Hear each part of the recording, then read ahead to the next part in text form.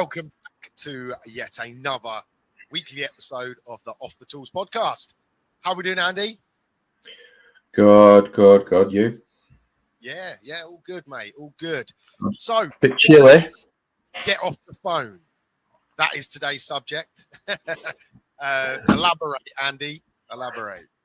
We don't mean Candy Crush. We don't mean texting your bird. But we do mean that, yeah.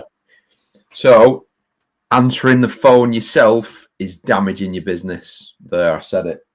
It's a bold statement. So this is possibly not suited to the guys that want to keep their business as very much the local guy down the road, ring Dave or John or whatever his name is. He will answer the phone. He will give you advice. He'll tell you how to top your boiler up. He'll tell you how to reset it. He'll tell you how to flick your fuse switches back to see if they're okay. Charger. But yeah, blah, blah, blah. It's not for that. It's the guys that want to elevate the business, be more professional, charge more money, scale, grow, take on more lads on the road, whatever it might be. So basically, if you're answering the phone yourself, you're limiting your ability to grow. But Andy, no one else knows the business like I do. I'm the only one that could do it. No one knows the business like I do. I'm going to say girl because this isn't just my opinion. This is also based on stats. Girls are better in admin roles. The brain works. Female women's brains work differently to men's. Men are better with things. Women are better with people. That's why most engineers are men, most tradesmen are men, most healthcare professionals are women. And that's, again, stats. So, and then that extends into the more admin-based roles because it's not a thing. They're not fixing something. They're better with the data in that way. But ultimately, the core of it is women are better on the phone. They are better received on the phone, both by women and men. Men prefer to talk to women on the phone and women prefer to talk to women on the phone. So putting a female answering the phone instantly elevates your business. There's also a subconscious thought process that goes through a customer's mind that if a female answers the phone, you're already higher up than the guy who answers the phone while he's driving the van. Yeah, or you're lying under a bath or a boiler or a fuse board or you fit in a socket, whatever it might be. Even if you're on the AirPods, people still know. So there's different degrees of how it looks. Some people might think, oh, it's just someone's wife answering the phone. That's fine. That's still way better. Or there might be a noisy office background because there's 4 members of staff in the office. But either way, the second that a female answers the phone, statistically, they know it's very unlikely to be the trade business owner, and then they're already on to, oh, this isn't the normal business that the sole trader down the road. So that elevates you straight away. And the reason that's relevant is, as you want to start lifting your pricing, you need to, as we spoke about before, bring value in other ways, and that brings value straight away. That's just in a very face value perspective. On top of that, the next bit is they are not caught up in the ins and outs of doing the job. They can be hyper focused on that back end, managing the diary. They're sat in front of a screen ready to do the work, as opposed to you saying, oh, just let me finish this job and then I'll book you in, and then you forget, and then things like that. So they're in a dedicated position to deal with the management of the diary. And if you use a job management software, I would say that's absolutely the next stage to implement after the job management software or the CRM, is to have someone managing the diary, even if it's just you on your own. And then last little sort of input is I actually don't advise from a long-term perspective having wife, mum, sister, cousin, auntie, whatever it is, in a full-time, long-term position in the business. But I will caveat and say it's a good stepping stone. The reason I say I don't think it's the best choice is a few things. One, they probably don't really want to do it. You just think it's the logical thing because tax benefits, convenience benefits, kids' school runs, things like that. But they, A, probably don't want to do it, and B, they won't do it as good as someone who has prior experience doing it. Yeah. But yeah, it is a good stepping stone in the short term. But Andy, it costs me too much money. I'm playing devil's advocate, everyone. No. I'm liking this style because I like being put on the spot. While they are a non-direct revenue driving role, I will challenge that. And again, speaking from experience, they will transform the business so much they will bring more revenue in from an indirect way. So, for example, better experience from the customer, which sets them up from when you or your lads arrive on site, they're already primed. The lady who put the job in, she was lovely. Reviews.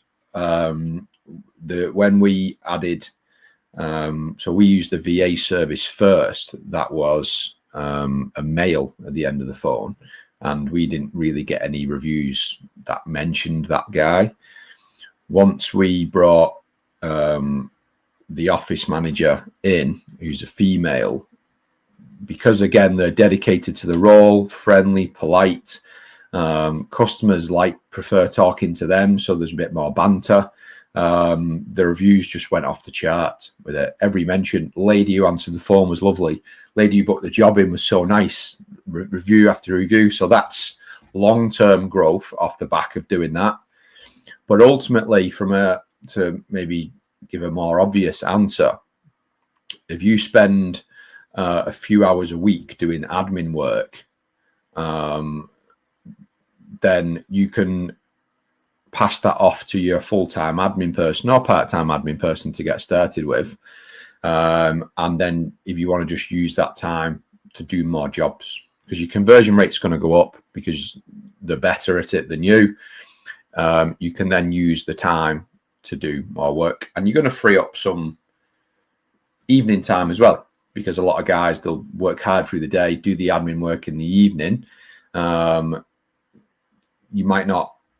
might cost you some money initially, but how much is that evening time worth? You've got young kids, you want to spend time with your partner, whatever it might be, you're going to buy back that initial time. But yeah, I would say for the kind of salary that you would pay someone in that role, they are double, triple, 4 times worth what that salary is. This is a poignant point. I've literally just finished writing a chapter of a book that I'm writing, and the chapter that I literally just finished recently was about getting yourself out of the lower value time elements in your day. So if you can charge, let's just say £100 an hour as an engineer, right?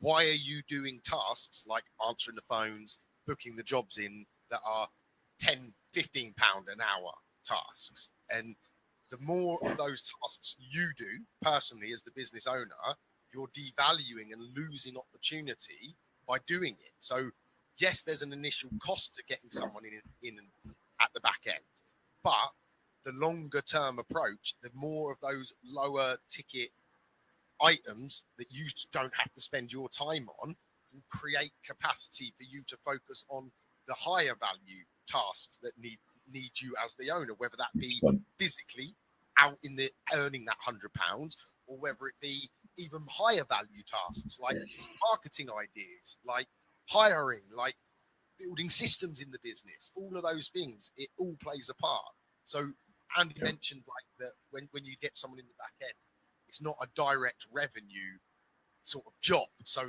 it can seem like a cost, but in reality, it's an investment, isn't it? Yeah, 100%.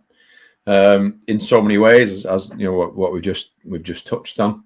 And if you want to move forward and build an actual business, that's the way it has to do. And it's a poignant point that you made, and that's because that's the most common sort of answer when you suggest it is, well, nobody knows the business like me. It's like, it's much easier to teach someone what they need to know about the business than you might think, because they're the guys that are normally giving a degree of technical advice over the phone, or using their own knowledge to someone say, oh, I've got XYZ problems. Again, let's use a boiler, for example. Someone might ring up and say, I know, let's use a Worcester, for example. I've got a leak on the right-hand side of my boiler. For the boiler lads that are listening, they'll know it's either going to be the right-hand block or the flow adapter. They would probably then use that knowledge to book in a repair straight off the back of that knowledge, which, again, we spoke about in the previous episode, is costing you money anyway, because you should be going and charging from a breakdown perspective, rather than going buying loads of gear and taking it there on the off chance it's going to be one of 2 or 3 or 4 problems. So if you take a different viewpoint on it and say, well, actually, that's just a breakdown. It doesn't matter if the girl at the end of the phone doesn't know anything about boilers, what the boiler is, what the problem is, whatever it is. The boiler's got a problem. It needs to be booked in for a breakdown. That's all the girl needs to know.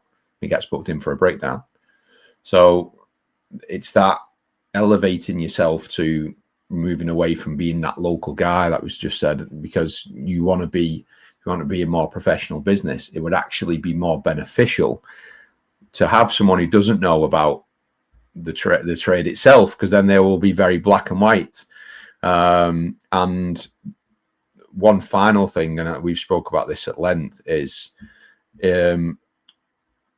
as the business owner, if you're the owner operator, you can be always feel very emotionally tied to the business and make decisions off the back of that. And a big one, and you're laughing because we spoke about it so much, is the pricing side of things. People really struggle with the pricing. They don't want that rejection because they take it emotionally because they own the business.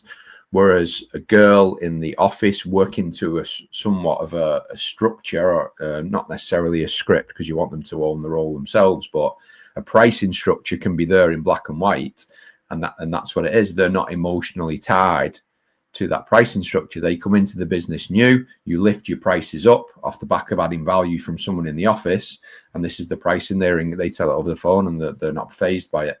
So it also helps indirectly to allow you to charge more money, because you're not going to deal with the emotions. You're not going to feel awkward because you used to charge 60 quid and now you charge 100 quid. It's one of the biggest things that I think is the benefit, is that emotion, right? We're all 99% of us. We're nice people, probably too soft. We've all done that job for the person where we haven't charged, or we felt under pressure and gave a low price because for whatever reason, we felt that it was the right thing to do. Yeah, there's room for being a nice guy, and I'm not saying that's a bad thing, but the business has costs. The business needs to generate certain targets and money and everything. And having that barrier between you as the owner and the customer just makes life so much easier when you're sending quotes out, when you're dealing with inquiries. Having that third party office lady deal with that just makes the whole process smoother, doesn't it? And it means that you're charging what you're worth, and you're charging for the time that you're spending, rather than falling foul to being a soft touch.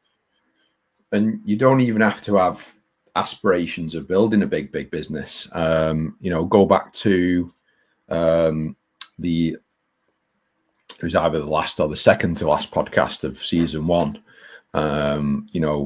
That was a fundamental that I gave my opinion on, of even if you are happy just being you and you never want it to go beyond that, you should still have someone answering the phone and job management CRM system in place. Like, even if it's just that, because think of it from a perspective of, well, if you're a really good engineer and you only want to be a really good engineer, you shouldn't be answering the fucking phone, because that's a bad use of your time. You know what I mean? Let someone who's going to be better at it, it'd be more well received over the phone, do that, and you can hyper focus and double down on being out on the tools. Ultimately, it's just being an amateur and being professional, like, you know, fundamentally, isn't it?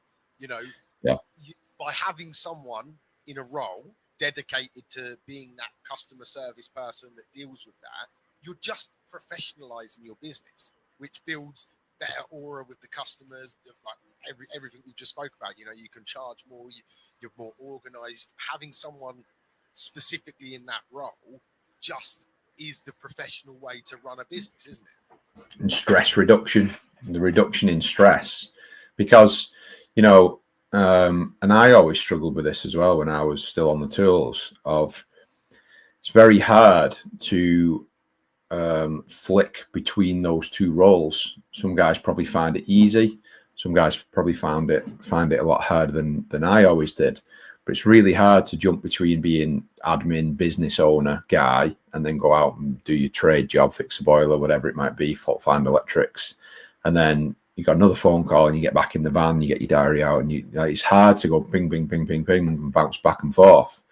Whereas if you can just stay in the zone of being the tradesman, then you're going to be better at what you're going to be more productive. You're not going to have any time in between where you've got to then pivot back. Like I say, that's probably not relevant to everyone, but it was relevant to me, so I'm sure it's relevant to others.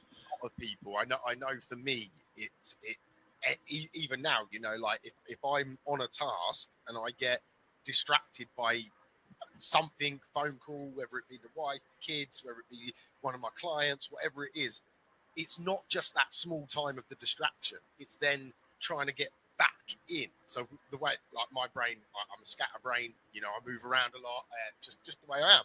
And I'm sure a lot of people will resonate with that. So if you can limit that 2 minute, let's say, what's an average phone call? 4 minutes, say, really? If you can be polite, introduce yourself, you know, take their details, book the job in, say 4 to 5 minutes. But it's not just that. It's then the time it takes to get back onto whatever it was you were doing. So you could easily lose 10 minutes of phone call. And that's why so many guys don't answer the phone then, or ring them back later.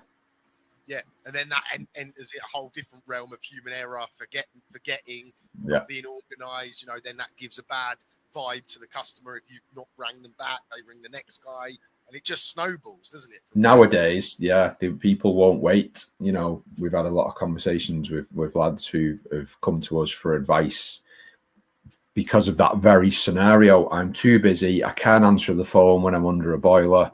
I ring them back later on, and people just don't wait the way they used to. You don't answer the phone, they'll just ring someone else. You know, we've picked up a lot of customers over the years, last couple of years, where they had previously had a local sole trader type guy. He's got a bit busier, and they're just like, oh yeah, well, rang him a couple of times, he didn't answer the phone. So then they ring someone who's got a full-time office person, they pick the phone up straight away. Yeah. And that's it then, that customer's lost. In this day and age, every call should be being answered. You know, within crazy, like there's certain exemptions there, but 99.9% of phone calls should be being dealt with. So if you're not able to do that, then you need to find a solution. And for me, the first step, so if you're a one-man band, you're in the van, you're running off a paper diary, you're booking in your own jobs, you're dealing with every inquiry that comes through, the first step before doing anything should be to get a job management system, because until you've got a centralized system that then can be done by somebody else, because that, quite frankly, you know, if you're running your business that way, then really you're the only one that can do it. And if you're happy and you're listening, so I'm guessing you're not. So that would be stage one, would be to centralize that through something like ServiceMate or whatever alternatives are out there.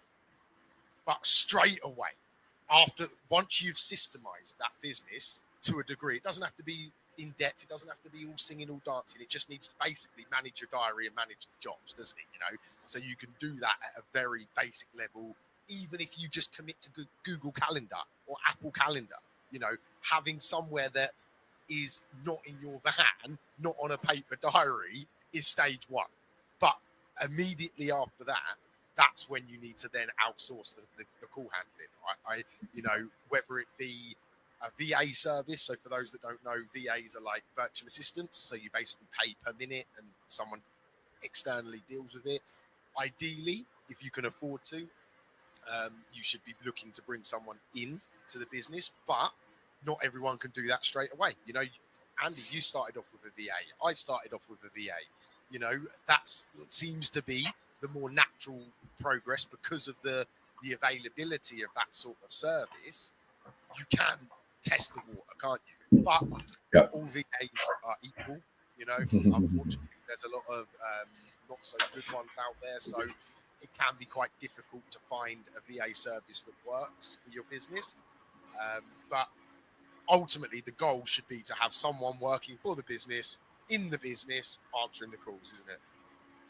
100%. That's it in a nutshell. Yeah. Right. On that note, any closing thought? Yeah, just don't think of it as a cost. Think of it as a way to free up time and allow you to generate more profit because of it. And it's you can use that how you see fit, whether you want to use that time, you know, free up your time and use it from a personal perspective. That's still a win. Or free up the time and use it to make more money. That's obviously more of a financial win, but ultimately it just elevates the business and allows you to deliver a better service and charge more money for it as well. So it's more revenue driving than most people might think. And so I know we were going to end there, but I've just had another idea, like discussion point here. So sorry. Last week's episode was on marketing, right? And if you listen to that, you know, if you haven't, go back an episode and listen. Having someone else, if you're going to spend a penny on marketing, you need to ensure that every phone call's answered, don't you?